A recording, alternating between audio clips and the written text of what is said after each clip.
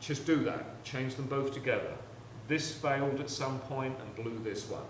So you have to change them. They have two separate part numbers, and the part numbers are in your pack. Make sure you change them. Okay, so we've got really only two things as far as the running of the machine that go wrong on these. You have either the drum doesn't want to turn, or it's very noisy. Well, if it's very noisy, we replace the rear rollers and the belt and the idler pulley, and you're back in business. If it won't turn at all, you're going to find that this has blown, and in a minute I'm going to show you how to test this. And if this has blown, remember you replace this thermostat. So you would replace those two components and then retest it, and you'll have a working dryer.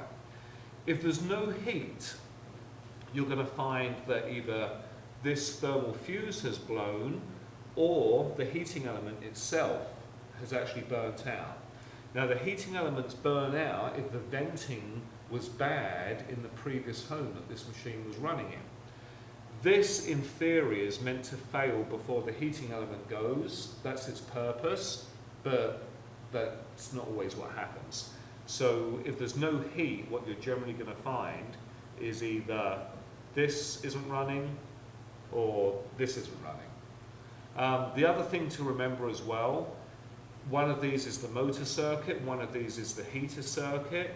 If you go into a home, for instance, and there's no heat, but the motor turns, check the breaker box, because most 30 amp fuses have two legs on them, and you may find that only one side has popped, and that may be all that's wrong. Because remember, you need 110 for the heater circuit, 110 for the motor circuit. So what we're going to do now is we're going to test these right here and find out what was going on with it.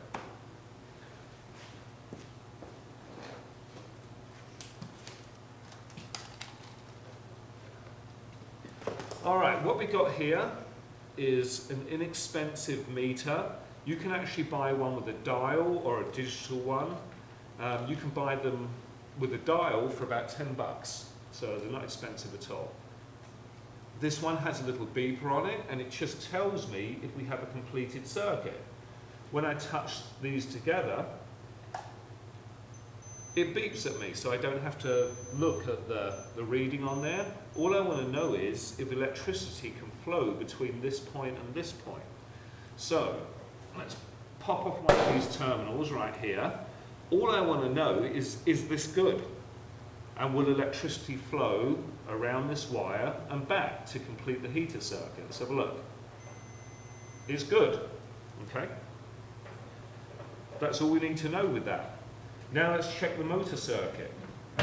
We're just going to pull off from the thermal fuse for the motor circuit.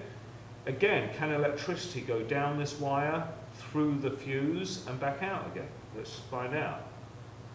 Oh, it's dead. Okay.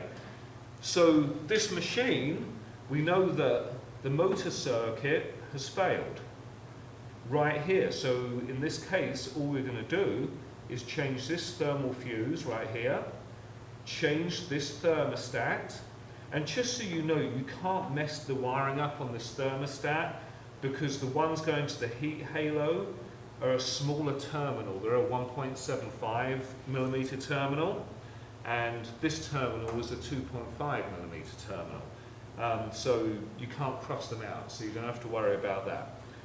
We're going to take out this now. We'll remove both the wires. 1/4 inch screw.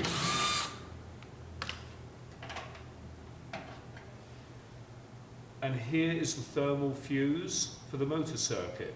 It's bad and we need to replace it, so we're going to do that.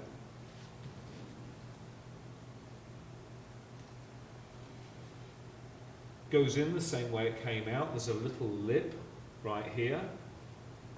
Tucks in, like so. Put our screw back in.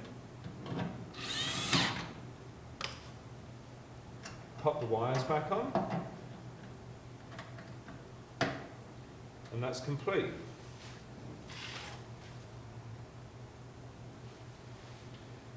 Now we're going to replace the